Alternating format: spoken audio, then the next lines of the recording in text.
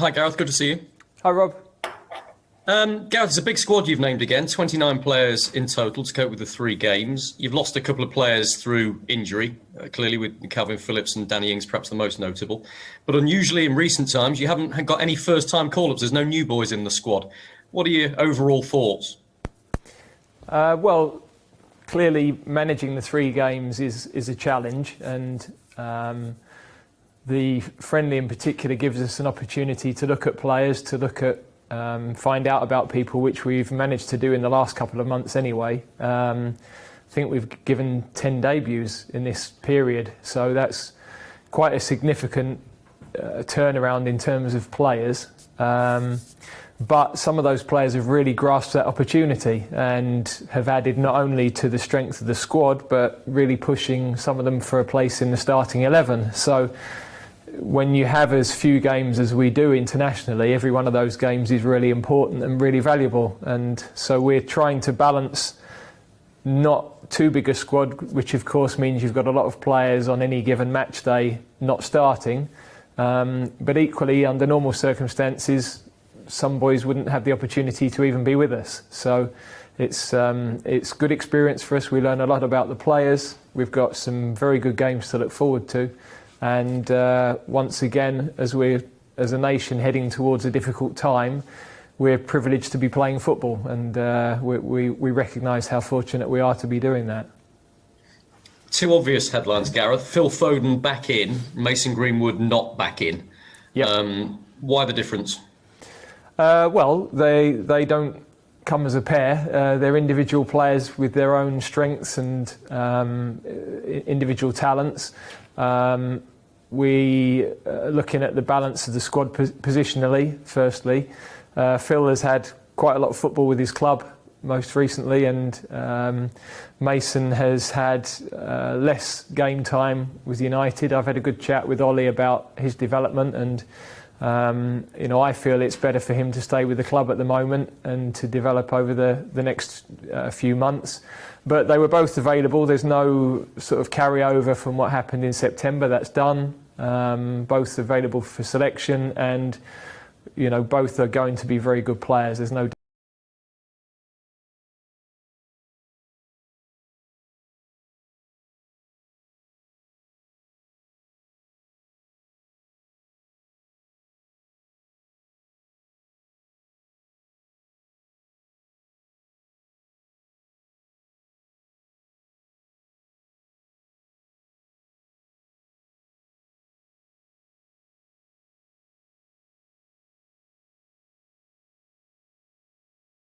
very good attacking players, and obviously Raheem and Marcus have been in those attacking wide areas for the last 18 months or so in our bigger games. But the likes of Sancho, Grealish, Mount, Foden, there's a lot of talent in that area of the pitch. We've got people like Callum Hudson-Odoi who've been with us, who at the moment not in our squad, but real strength in depth. It's one of those areas where we have got a lot of very good players. A little surprised to see Reece James in the squad, because clearly he can't play in either of the 2 competitive matches. Does that speak volumes about how impressed you were with him when he joined up last time? And were you not tempted by somebody maybe like Tariq Lamptey to come in and join you, who's been impressing for Brighton? I think Reece, I think Tariq's doing a good, progressing very well, and he'll, I'm pretty certain, be with the under-21s this time. Reece's game is at a very high level. We were very, very impressed with the way he trained every day, with the way he took his opportunity as a sub, and then with his performance against Denmark. I thought he was arguably our best player, so we wanted to keep him with us.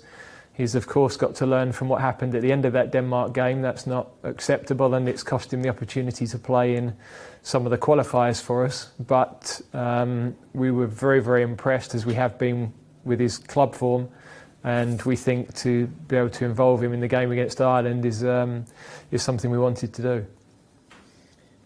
Gareth, England is, as you've alluded to in your first answer, is back in lockdown. So competitive matches aside, do you understand some of the criticisms that are coming in about whether a friendly game like this should be played, whether it should be actually taking place at all. Does it represent the right image to the country? That's what people have suggested. Of course, other nations are doing the same, but what are your thoughts?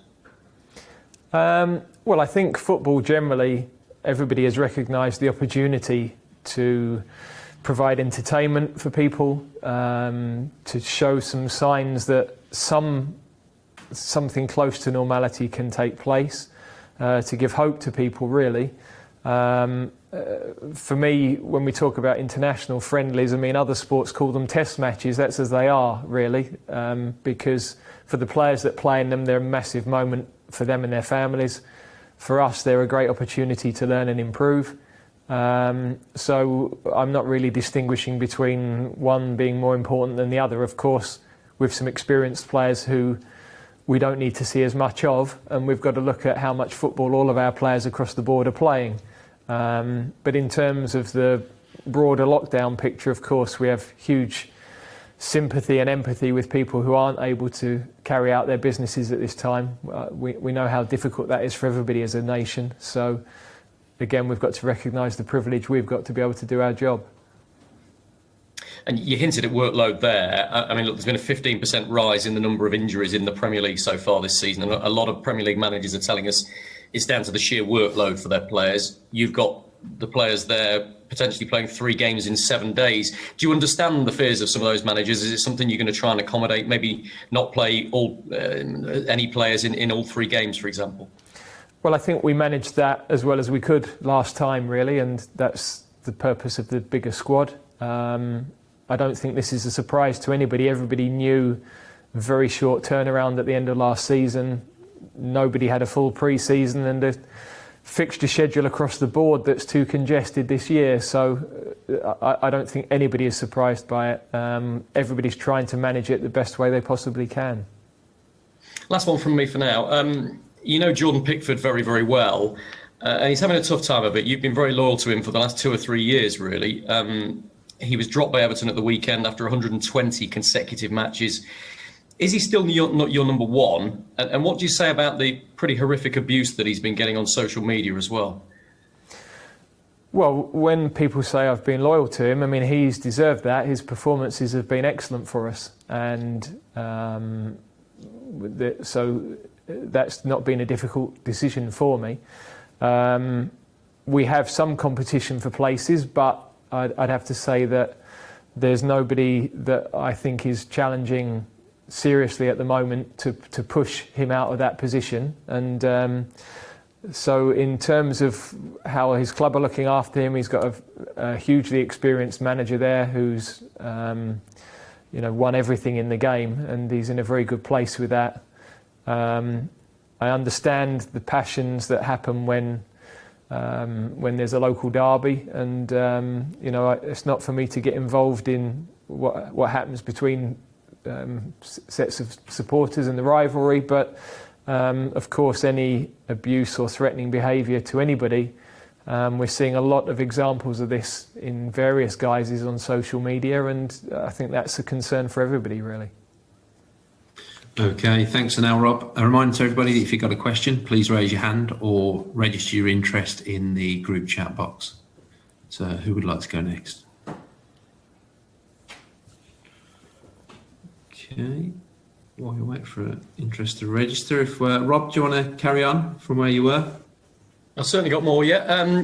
Gareth, in terms of Harry Kane, a big talking point in football this weekend is how certain players have won penalties, shall we say. Mo Salah, Callum Wilson, Harry Kane, your captain. We've heard an impassioned defence of Kane from Jose, saying that he's done nothing wrong and you should look at other clubs. Some people will say the dark arts are all part of the game. Others say he kind of endangered an opponent, Adam Lallana, in what he did. What's your thoughts on that?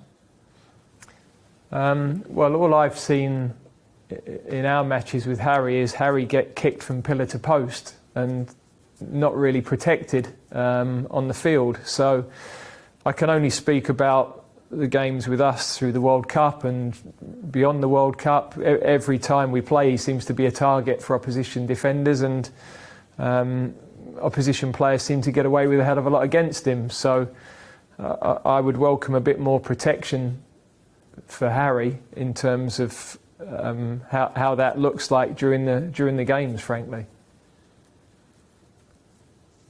Okay, thanks, Rob. Next, we'll go to Alex Howell from BBC Sports. Hi, Gareth. Hi, Alex.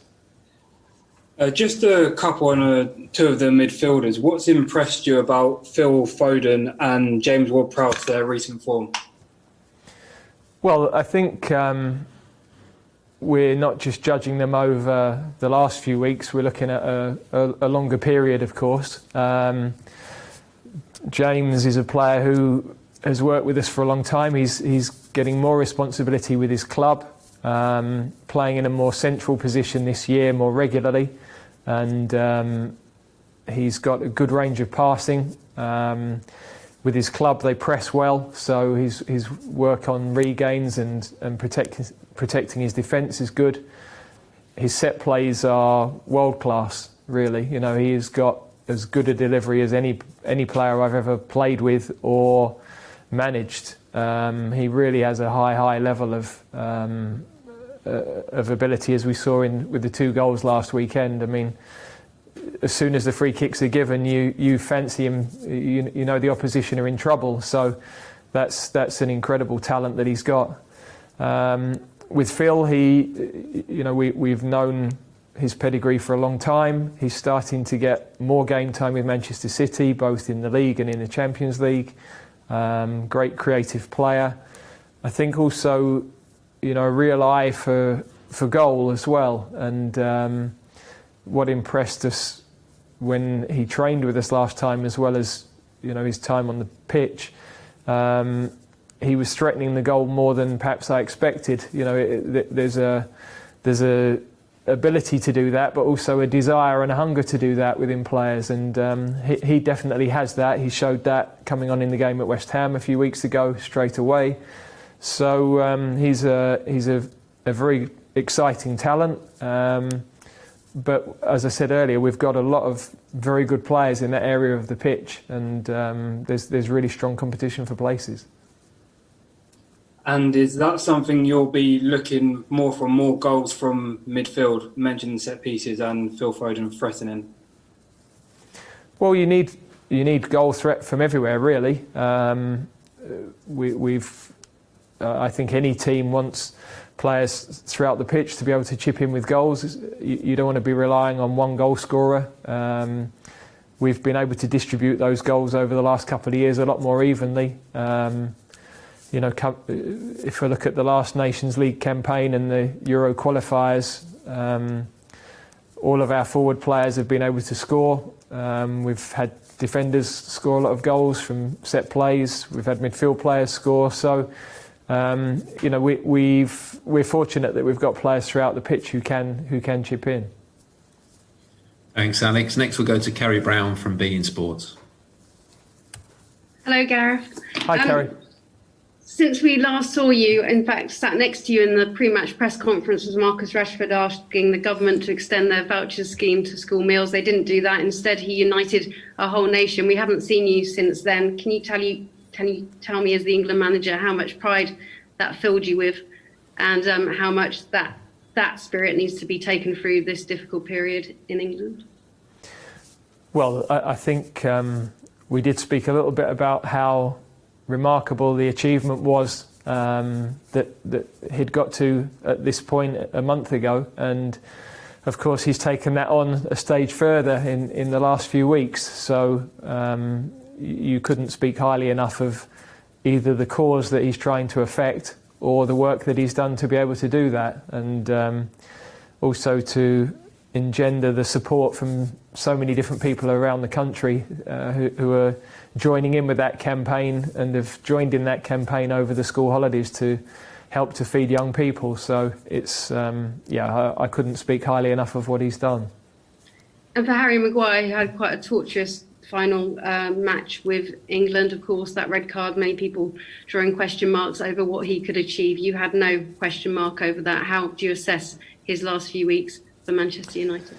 I think individually he's had some very strong performances. Newcastle away, Chelsea home, Leipzig home. I thought they defended well against Arsenal. So, you know, there were obviously strange goals last night, but he was in the other box for the first one. So I actually think he's responded really well. Of course, when you're a high-profile player at a high-profile club, there's always far more interest in you. There's far more intensity in the assessment. But I have to say, I think he's responded to that red card really well. Thanks, Kerry. Next, we'll head to Sam Matterface from ITV. Hi, Gareth. The interpretations of the law are very different on the continent. Maybe we saw an example of that last night with the penalty that was given in Chelsea's favour, but also maybe in the Denmark game, the sort of almost punitive decisions that have been made. Do you have to have sessions reminding your players of the transition from Premier League to international football and the difference in the way the law is applied? And secondly, will you have a chat with them separately about on-field discipline, bearing in mind the number of red cards you've picked up in the last 2 international breaks? Yeah, when we took the under-21s over, we got a red card very early in our tenure, if you like, and we used that as an opportunity to talk to the players about tournaments past and how costly red cards have been. Now would seem an opportune moment to do that again with the seniors. We went 40 plus matches without any red cards. We've picked up 3 in the last couple of months. So it's very difficult to improve your position in a game with 10 men. History and statistics will tell you that. We managed to do that in Iceland. We didn't manage to do that against Denmark. So definitely that, and part of that is an understanding that referees in European football will referee differently. I always found as a player they were far less tolerant, but actually you understood where you were with continental referees. I don't like the view of managing players, managing the game. I think some of our own referees take more stick than they should and a bit more lenient than they should be, really. But there was a good lesson for us from the Denmark game in particular. The interpretation of some of the rules at the moment is, whether it's home, abroad, anywhere, is quite difficult, I think, for the referees. The handball in particular is a mess. I think it's confusing everybody and it's frustrating everybody, fans, players, coaches. So that rule in particular, I think, for a couple of years has needed some clarifying or some leniency, and I don't think we've got there yet, really. Thanks, Sam. Next, we'll go to Charlotte Harper at The Athletic. Hi, Gareth. Just wanted to get your thoughts on Callum Wilson and his impressive form in the Premier League, but misses out this time. Yeah, obviously Callum's a player that has worked with us before. We just felt that across the autumn we've not wanted to make too many changes to the squad. We feel that obviously Dominic Calvert-Lewin played exceptionally well in his matches with us last month. Danny Ings unfortunately misses out this time, and we haven't really had the opportunity to get Tammy the game time that we might have hoped last month. So we didn't think it was right to leave Tammy out at this stage. He's played well in the last couple of games for his club. We know that he's a player of high potential. Both Callum Wilson and Patrick Bamford have done very well in the last few weeks for their clubs. We're only a quarter of the way through the season, and the next time we're together we'll be 3/4 of the way through the season. There's a lot of football to be played and a lot of opportunity for those players to press a claim while they're playing with their clubs. Thanks so much. Thanks, Charlotte. Next, we'll go to James Ollie from ESPN. Hi, Gareth. Hi, James. Hello. I just wanted to ask you about penalty taking, really, just because there seems to be more penalties being awarded in general. You've spoken a lot before about the work you've done as a coach on penalty taking around tournaments, but I just wanted to ask if sort of how that work evolves over time, really. Do you have to, innovate to ensure that regular takers don't become too predictable, or is that sort of something individuals do on their own sort of throughout the season?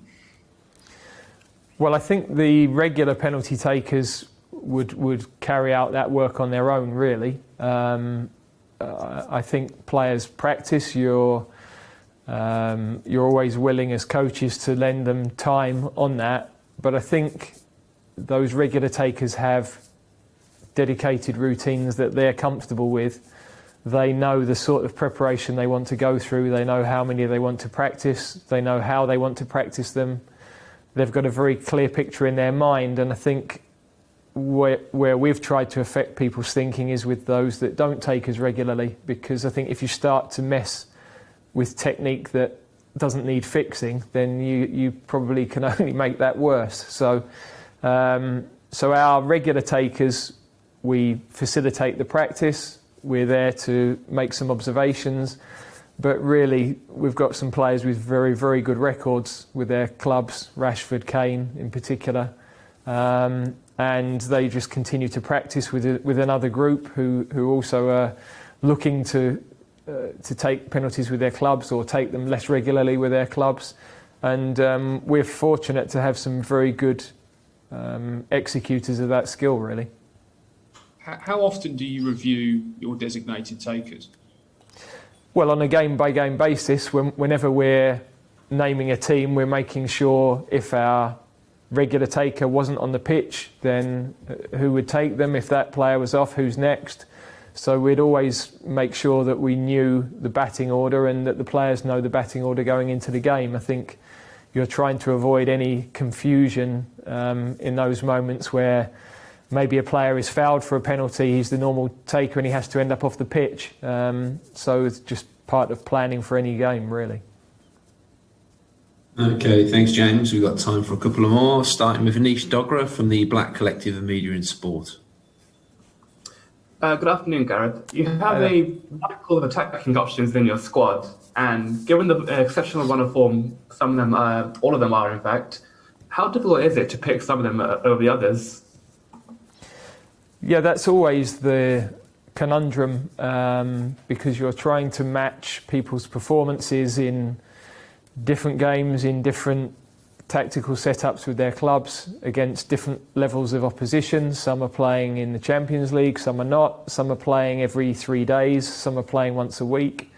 So it's always the hardest part, really, of selecting any squad and selecting every team. And there are players that at the moment might be slightly down the pecking order who in a few months' time could be playing better than anybody else in their position. And there are players for sure who are not in this squad who will push for places over the next few months and could still find themselves in our squad ahead of the summer. So you've got to constantly review, you've got to see who's capable of playing at the highest level. Form, of course, has to come into that. But that's always, there's a balance with the balance of the team and the balance of the squad as well. And do you have any words of advice you give to them, or you can, or they perhaps can draw upon in training or even when they talk to you? Yeah, I think the process of coaching a team is that you're always feeding back to the players on what they do well, what you feel they can improve upon. That should be after every match, and as regularly as possible through the year. I think every coaching team would work that way. If you're a player, you need that guidance to help you improve and to maximise your career, really. So I think that's an important process, really. Thanks, Anish. And we'll finish with one final one back from Kerry Brown of beIN Sports.